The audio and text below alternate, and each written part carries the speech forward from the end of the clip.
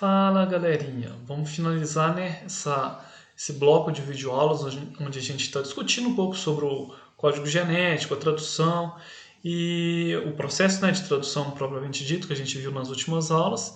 E agora a gente vai finalizar mesmo falando um pouco mais sobre o controle dessa expressão gênica, ok?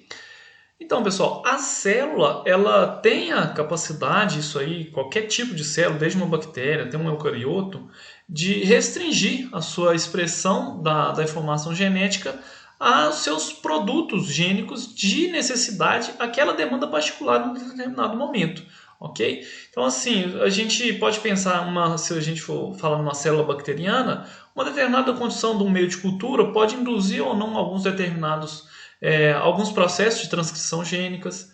O processo de diferenciação celular ele é controlado, né, por esses processos de controle da expressão gênica. Então, desde um embrião até a formação dos diferentes órgãos, todos esses processos aí de diferenciação celular, ou então a resposta a qualquer determinado estado de uma pessoa, num jejum, numa atividade física, ou seja, qualquer mudança que acontece num determinado organismo vai induzir aquele organismo a responder de uma determinada forma, a controlar o que ele vai expressar, certo?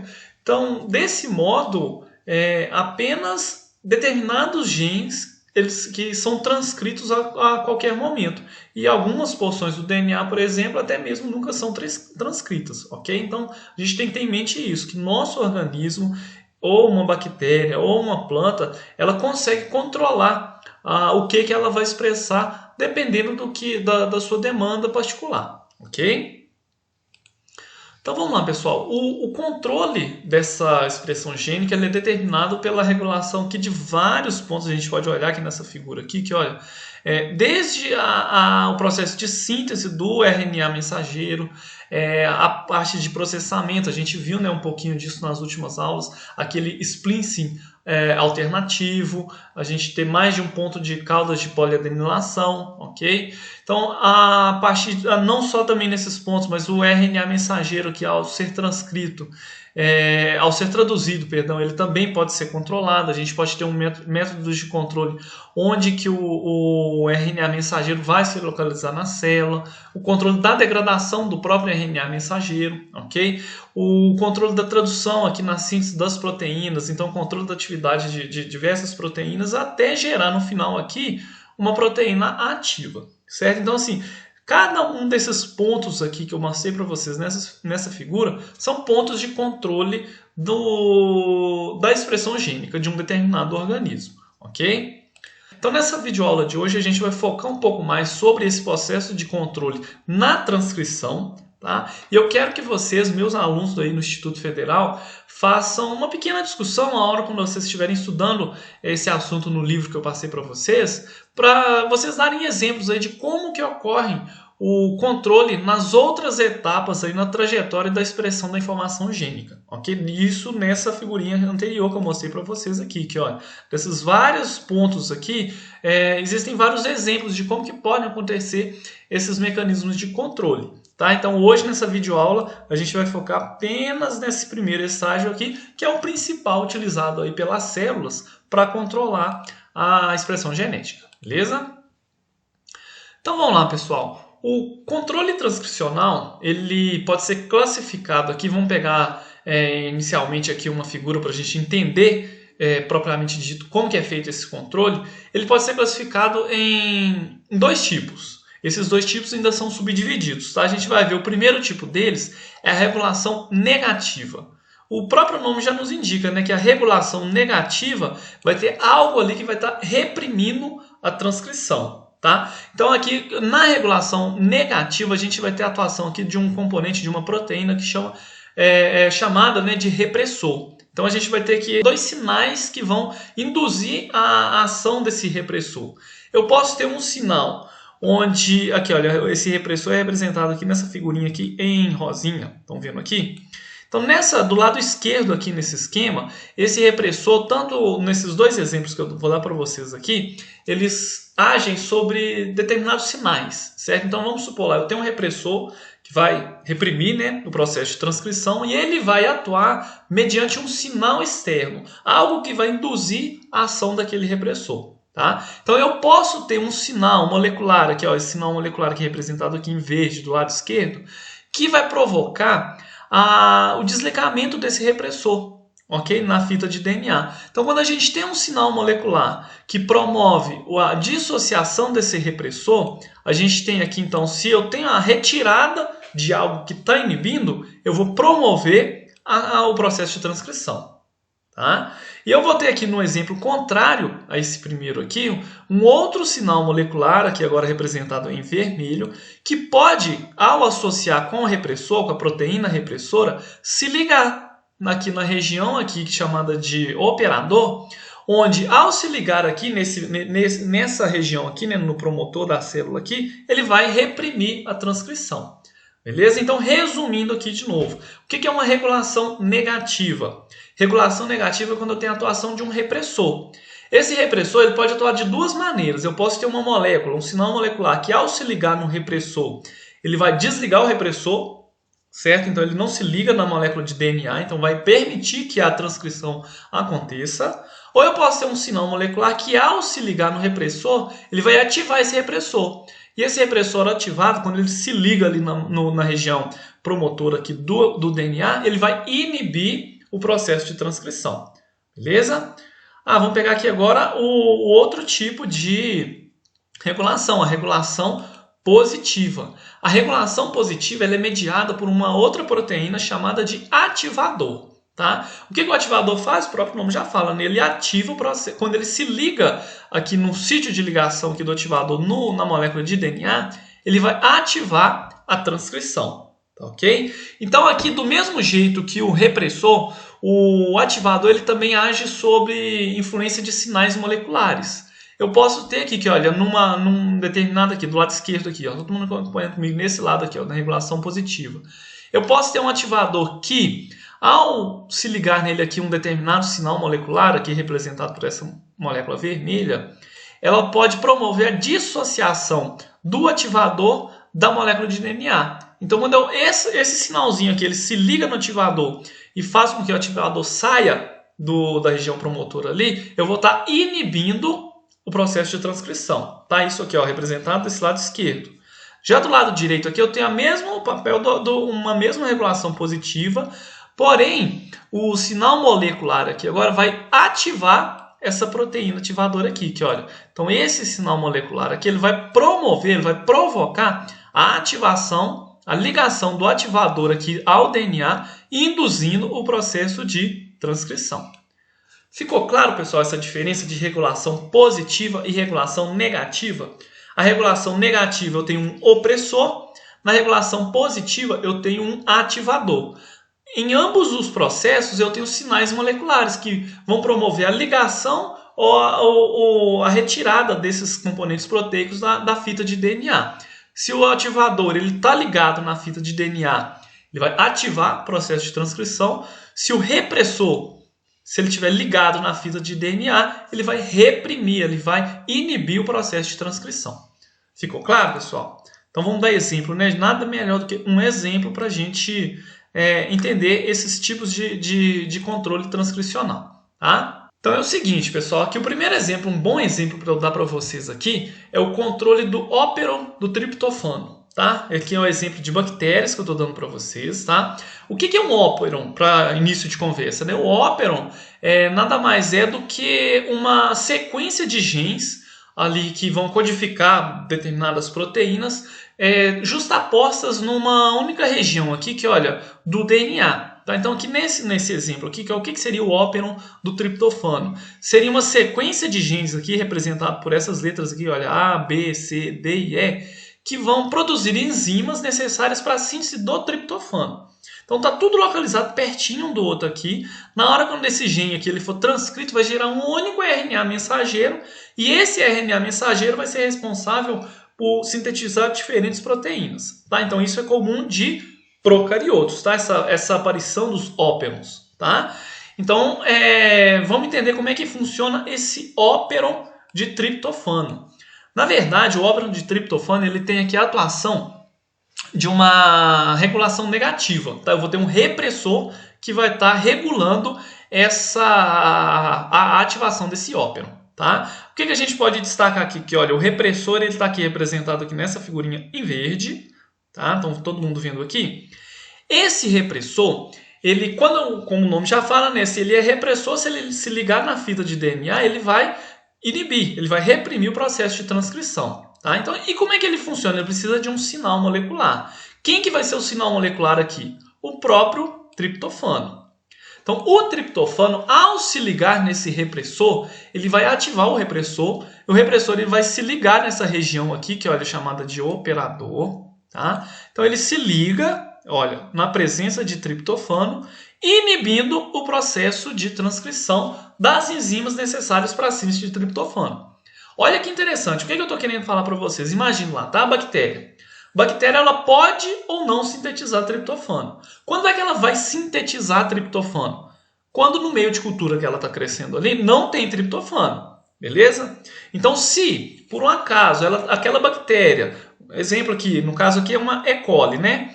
Se essa E. coli ela foi cultivada num meio de cultura que tem triptofano, olha aqui o triptofano do meio de cultura. Estão vendo aqui representado? Esse triptofano aqui, ele se liga no repressor e vai inibir a transcrição das enzimas necessárias para a síntese do triptofano. Eu não preciso, a bactéria, a E. coli, não precisa sintetizar triptofano. Ela tem triptofano lá no meio. Tá? Agora vamos supor que a E. coli foi cultivada no meio de cultura que não tem triptofano. Se não tem triptofano, ela vai precisar sintetizar o próprio triptofano. Beleza? Então, na ausência do triptofano, o repressor desliga da fita de DNA do operon do triptofano. Estão vendo do lado de cá? Que, olha, se não tem triptofano, ele não se associa ao DNA e os genes são ativados. Beleza? Então, aqui, que olha, se não tem triptofano, a transcrição ela vai acontecer. Olha aqui, teve a síntese da molécula de RNA mensageiro. E a partir dessa molécula de RNA mensageiro, eu tenho aqui a síntese das várias enzimas que são necessárias para a síntese, para a biossíntese do triptofano. Ficou claro, pessoal? Deu para entender aqui como é que funciona o óperon do triptofano? Beleza, né? Aqui eu dei um exemplo para vocês de uma regulação negativa. Uma regulação negativa onde o repressor ele é regulado pela presença do triptofano. Na presença do triptofano, ele vai se ligar na fita de DNA, impedindo o processo de transcrição. Na ausência do triptofano, o repressor ele é dissociado, ele sai aqui da fita de DNA e a RNA polimerase ela pode agir aqui normalmente sobre a fita de DNA para produzir um RNA mensageiro que vai ali codificar depois as enzimas para a síntese do próprio triptofano. Beleza? Vamos continuar então aqui, que olha, com outro exemplo, que é o óperon LAC, tá? Esse óperon LAC, agora a gente já sabe, né, o que é um óperon, vai ser um conjunto de genes ali localizados próximos um ao outro, que vão ser todos ali transcritos pelo mesmo promotor, tá? Então aqui no caso do óperon LAC, a gente vai ter nesse óperon aqui proteínas necessárias para tanto transportar a lactose como para digerir esse disacarídeo, né? Produzir enzimas como a beta-galactosidase que vai quebrar a lactose em galactose e glicose, tá? Então como é que esse óperon funciona? Ele é controlado por dois sinais, os níveis de glicose e lactose no meio de cultura lá, ou no ambiente que aquela bactéria está crescendo, tá? Então a glicose e a lactose que vão regular esses óperos, não elas propriamente ditas, mas ela sobre o efeito nas proteínas repressoras. LAC, cadê ela aqui? Quer ver? Eu tenho aqui essa proteína repressora que vai ser controlada e eu tenho também aqui uma proteína ativadora bacteriana, chamada aqui de CAP, tá? Então essas duas proteínas aqui que vão controlar assim a operação desse ópero, tá? O ópero de lactose. Como é que isso funciona? Vamos prestar bem atenção aqui nessa figurinha para ninguém sair daqui sem entender. Imagine comigo que essa bactéria está na ausência de glicose. Tá? Na ausência de glicose, a bactéria vai aumentar suas concentrações de AMP cíclico. Beleza? O AMP cíclico A gente já viu isso lá, por exemplo, na bioquímica. Ele pode agir ali como um modulador, tá? Então, nesse caso aqui, nesse exemplo, o AMP ciclo é representado, não tem aqui descrito na figura, mas é esse triângulozinho vermelho aqui, estão vendo? Então, esse triângulozinho vermelho aqui é o AMP cíclico que se liga nessa proteína CAP aqui. Ó. Essa proteína CAP, o que ela vai promover? Ela age como um ativador. Tá? Então, na ausência de glicose, é produzido AMP cíclico. O AMP cíclico se liga na proteína CAP, ativando a síntese, o óperon LAC. Tá? Então, aqui o CAP ele foi ativado pelo AMP cíclico, tornando aqui olha, o óperon ativo. Beleza? Então, no óperon ativo vai ser sintetizado aqui enzimas que são responsáveis por degradar a lactose, vão ser sintetizados aqui proteínas responsáveis pelo transporte de sacarídeo e por aí vai. Tá? Então, o primeiro exemplo aqui que eu dei para vocês nesse controle foi a proteína CAP, que é um ativador. Então, nesse caso aqui, o ativador ele só vai ser ativado na ausência de glicose. O que aconteceu? A glicose está ausente, AMP cíclico na ausência, devido à ausência da glicose na célula, é aumentado seus níveis intracelulares. Então, o AMP cíclico ele só aumenta na ausência de glicose. Então, aqui, o AMP cíclico se liga nessa proteína, ativando ela. Beleza? E aí, promovendo a ativação do óperon. Ok? Só que, se a gente for pensar o seguinte, se não tiver lactose, não faz sentido nenhum eu ativar esse óperon. Vocês concordam comigo? Por quê? Se a gente, vamos supor que a bactéria está no meio de cultura lá, não tem glicose, mas também não tem lactose, não tem necessidade daquela bactéria ativar o óperon. Tá? Então aqui eu vou ter que ter um outro mecanismo de controle para esse mesmo óperon. Então aqui vamos ver aqui, que olha, imagine comigo que agora a bactéria está na ausência de glicose, mas está na ausência de lactose, ela não tem nenhum nem outro. Tá? Então, na ausência de glicose, a proteína ativadora ela vai continuar aqui ativando, mas eu preciso dar um jeito de reprimir a síntese desse óperon porque eu não tenho lactose. Tá? Então, o que vai acontecer? Quando a lactose está ausente, o repressor LAC, estão vendo aqui em verdinho aqui, ele vai estar impedindo o processo de transcrição. Como é que isso acontece?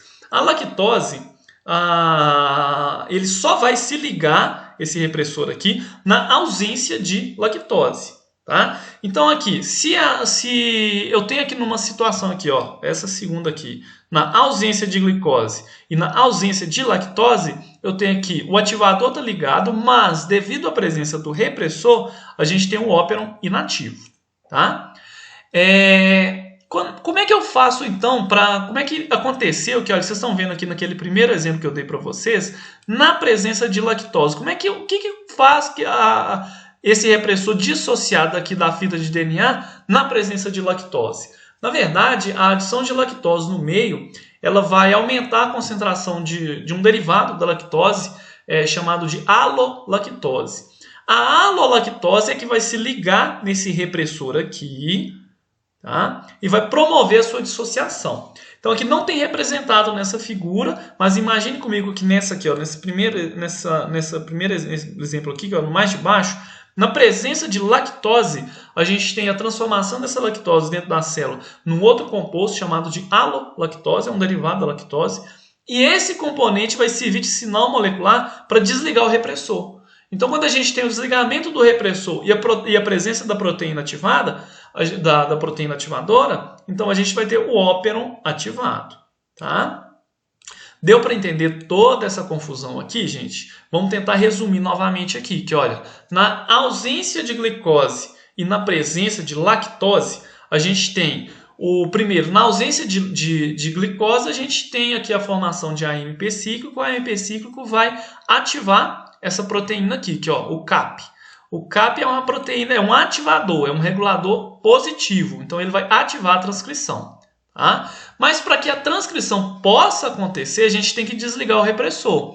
O repressor ele só desliga na presença de lactose, que na verdade não é a lactose, é a alolactose que vai se ligar no repressor e vai desligar ele da fita de DNA. Então, somente nessa combinação aqui, que olha, na ausência de glicose e na presença de lactose, o óperon ele vai ser ativado.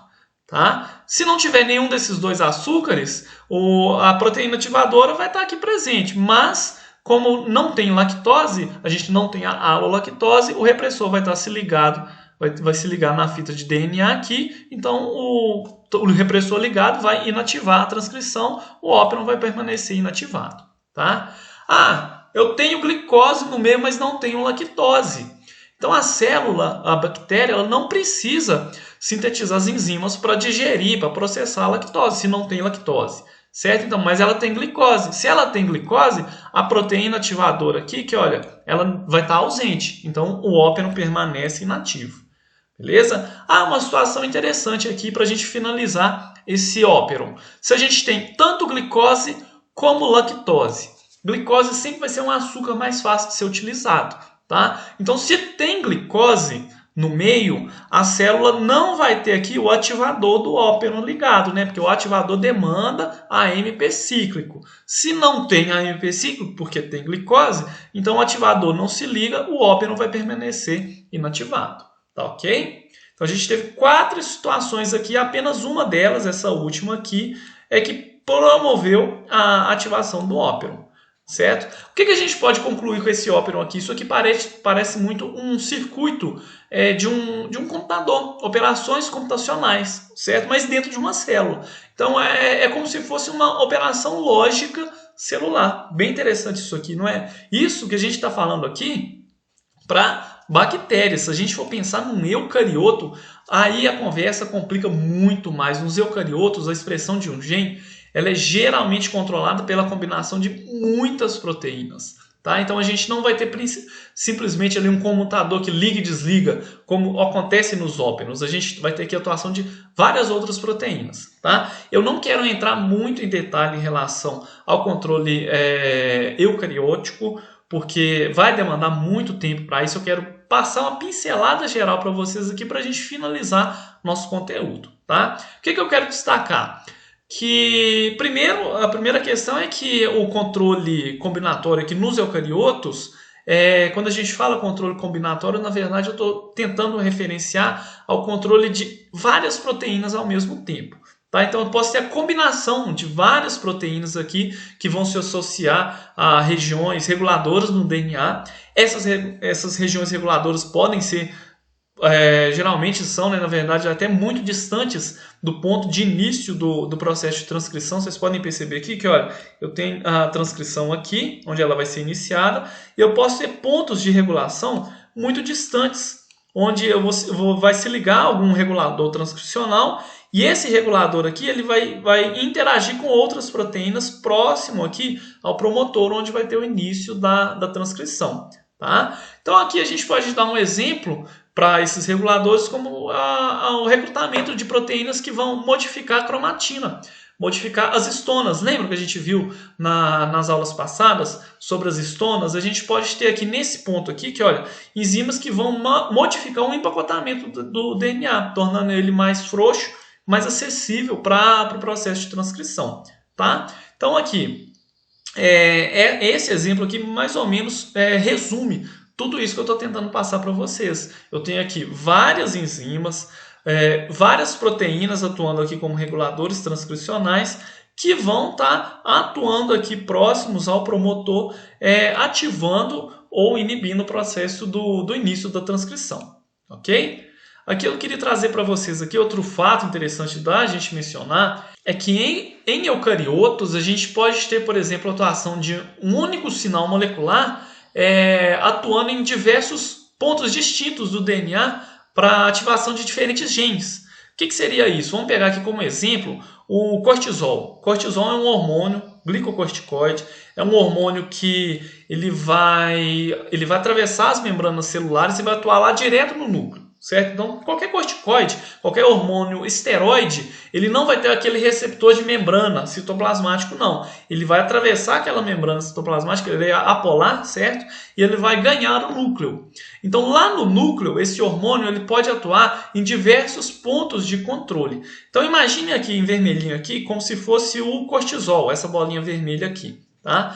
Então aqui, olha, esse hormônio aqui, ele pode estar atuando aqui, olha, em conjunto com o seu receptor que está presente lá no citoplasma, ele se liga e ele pode se ligar a diferentes tipos de genes. Então, vendo aqui representado, olha, eu tenho o gene 1, gene 2, gene 3. Então aqui, que olha, esse receptor aqui do cortisol, representado em verde, junto com o seu hormônio, ele pode ativar diferentes genes pelo seu formato, pela sua composição transcricional, assim, ou seja, promovendo ali diferentes tipos de controle em diferentes genes, mas com o mesmo ativador, certo? Aqui é como a gente podia fazer uma analogia aos próprios óperons encontrados nos eucariotos, nos procariotos, perdão. Então, nos procariotos, a gente tem lá a regulação por óperon, várias proteínas sendo sintetizadas por um único gene. Aqui a gente tem várias proteínas sintetizadas por diferentes genes, mas o controle aqui é o mesmo, como por exemplo no caso do cortisol, ok? Então, pessoal, eu finalizo aqui nossa sequência de videoaulas sobre a expressão genética. A gente falou muito aí sobre diferentes mecanismos, várias reações. A gente viu aqui nesse último vídeo, né, os pontos de controle. Então, a gente deu aí uma pincelada boa aí sobre todo esse processo da expressão gênica, tá? Então, qualquer dúvida que vocês tiverem ficado, vocês podem colocar lá no fórum de dúvidas, que eu tento responder o mais breve possível. Os alunos que são responsáveis lá por tirar dúvidas também vão se esforçar, né, para poder tirar essas dúvidas, e qualquer dificuldade que for encontrada aí nesse caminho, eu estou à disposição para poder ajudar vocês, tá?